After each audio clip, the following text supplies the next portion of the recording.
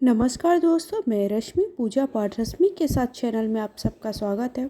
तो चैत्र नवरात्रि का पूजन के लिए आपको किन किन सामग्री की आवश्यकता होने वाली, पूजा की विधि क्या है, इसका वीडियो मैंने पहले ही शेयर कर दिया आप सबके साथ। अभी बताने वाली हूँ कि चैत्र नवरात्रि में घट की स्थापना का पूजा का शुभ मुहूर्त क्या है, क्या नियम है, और आपने जो जो सामग्री चढ़ाई है, तो अगर आप 9 दिन तक कलश की स्थापना करते हो तो कौन कौन सी चीज़ें आपको उठानी है, कौन कौन सी चीज़ें नहीं उठानी है, कौन सी चीज़ें आप 9 दिन तक ऐसे हो जाती, कुछ चीज़ें सूख जाती हैं जिन्हें आपको बदलना होता है, तो वो सारी चीज़ें इसमें बताने वाली हूँ। तो चैत्र नवरात्रि जो कि इस बार 2023 में 22 मार्च दिन बुधवार से लेकर 30 मार्च दिन गुरुवार तक रहने वाली है। नवरात्रि के इस पवित्र दिनों में माँ दुर्गा के 9 स्वरूपों की उपासना का विशेष महत्व होता है। नवरात्रि शुरू होने से पहले आपको घट स्थापना का मैं शुभ मुहूर्त बता देती हूँ कि आपको कैसे घट स्थापना किस मुहूर्त पर करना है। तो चैत्र नवरात्रि की घट स्थापना चैत्र शुक्ल प्रतिपदा को होती है। चैत्र शुक्ल प्रतिपदा तिथि 21 मार्च को रात 10:52 से लेकर 22 मार्च को रात 8:20 तक रहेगी। इसलिए घट स्थापना का शुभ मुहूर्त 22 मार्च को सुबह 6:23 से लेकर सुबह 7:32 तक होगा। यानी घट स्थापना के लिए आपको कुल 1 घंटे 9 मिनट की अवधि मिलेगी। उस टाइम में आपको घट स्थापना करनी है। घट स्थापना के लिए आपको कौन कौन से नियमों का पालन करना है। तो घट स्थापना या कलश स्थापना के दौरान कुछ विशेष नियमों का विशेष ध्यान रखा जाता है। सबसे पहले माँ देवी की चौकी सजाने के लिए उत्तर पूर्व दिशा का स्थान चुना जाता है। इस स्थान को साफ कर लीजिए, अच्छे से गंगा जल को से शुद्ध कर लीजिए। एक लकड़ी की चौकी रखकर उस पर लाल रंग का कपड़ा जो कि स्वच्छ एवं साफ होना चाहिए वो बिछा लीजिए। उस पर देवी माँ की मूर्ति की स्थापना कीजिए। इसके बाद प्रथम पूज्य गणेश जी को ध्यान करके कलश की स्थापना करना चाहिए। अब कलश स्थापना या घट स्थापना के लिए नारियल में चुनरी लपेट लें, कलश के मुख पर मौली बांधें, कलश में जल भरकर उसमें 1 लौंग का जोड़ा, सुपारी, हल्दी की गांठ, दूर्वा एवं 1 रुपए का सिक्का डाल दें। अब कलश में आम के पत्ते लगाकर उस पर नारियल रखें और फिर इस कलश को दुर्गा की प्रतिमा की दाईं ओर स्थापित करना चाहिए। अब मैं बताने वाली हूँ कि माता रानी इस बार किस पर सवार होकर आ रही हैं और ये कितना ज़्यादा महत्वपूर्ण है। इस साल चैत्र नवरात्रि 22 मार्च 2023 से प्रारंभ हो रही है और इस शुभ अवसर पर माँ दुर्गा नौका पर सवार होकर आई हैं। नाव जल परिवहन का साधन है।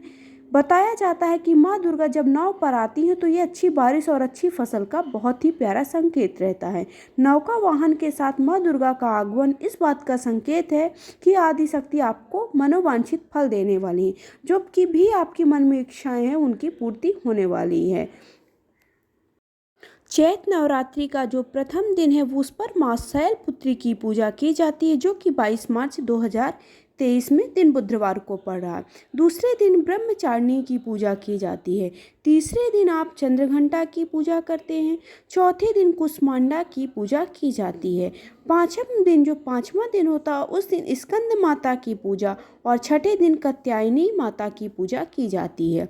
सप्तम दिन कालरात्रि की पूजा, 8वें दिन महागौरी और 9वें दिन सिद्धरात्रि की पूजा। नवरात्रि के पहले दिन माँ दुर्गा के प्रथम स्वरूप माँ शैलपुत्री की पूजा की जाएगी। शैलपुत्री को हिमालय की पुत्री होने के कारण इस नाम से पुकारा जाता है। नवरात्रि के पहले माँ शैलपुत्री की विधि विधान से पूजन, उपासना और मान सम्मान से वृद्धि एवं उत्तम की सेहत की प्राप्ति होती है। माँ शैलपुत्री को सफ़ेद वस्त्र अति प्रिय है, इसलिए प्रतिपदा तिथि में माँ दुर्गा को सफ़ेद वस्त्र, सफ़ेद पुष्प अर्पित करना शुभ माना जाता है। सफ़ेद कलर की बर्फी एवं भोग भी लगाना बहुत ही शुभकारी होता है। साथ ही साथ माँ शैलपुत्री के लिए पूजन करते समय हम इस मंत्र का जाप अवश्य करें। ओम ऐं ह्रीं क्लीं चामुंडाय विचे, ओम शैलपुत्री देव्याय नमः। माँ शैलपुत्री को नवरात्रि के प्रथम दिन माँ शैलपुत्री को गाय के घी और दूध से बनी चीज़ों का भोग लगाना बहुत ही शुभ माना जाता है। मान्यता है कि ऐसा करने से माँ दुर्गा बहुत ही ज़्यादा प्रसन्न होती हैं और माँ शैलपुत्री को लाल रंग बहुत ही ज़्यादा पसंद होता है। तो इस तरह से मैंने बता दिया है कि आपको नवरात्रि कब से प्रारंभ में घट की स्थापना कब करनी है। साथ ही साथ पहला दिन आपको माँ शैलपुत्री की पूजन, पहला दिन किसका है और कौन सा रंग उन्हें पसंद है और उनके लिए आपको कैसे उनका पूजन करना है और किन मंत्रों का जाप करना है पूजन करते वक्त।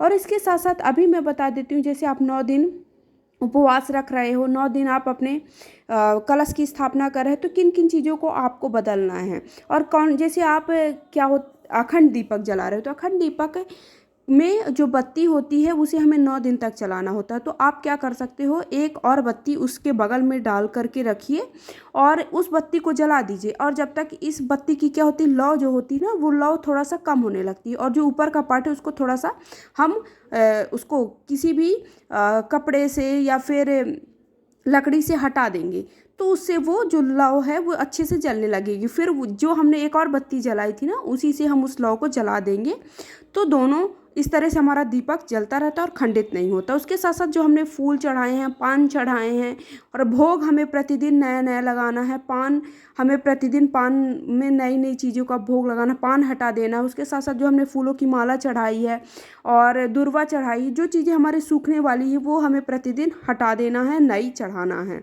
उसके साथ साथ नए फल का रोज प्रतिदिन हमें फल का भी नया भोग लगाना है। फूलों की जो माला चढ़ाई है वो भी हमें तो नया नया भोग लगाना है। और जो फूलों की माला है और नया जो भी चीज़ें सूखने वाली हैं, कलश और माता की फ़ोटो के अलावा, और जो चौकी बैठाई है उसे हमें रोज़ नहीं बदलना है। कलावा, ये सारी चीज़ें हमें प्रतिदिन अलग अलग चढ़ाना है। तो आई होप आप सबको मेरी वीडियो पसंद आई, जानकारी अच्छी लगी है। तो ऐसे ही मैं नए नए वीडियोस आप सबके लिए लाती रहूँगी। और फर्स्ट टाइम चैनल कर दी सब्सक्राइब, लाइक शेयर करिए। धन्यवाद।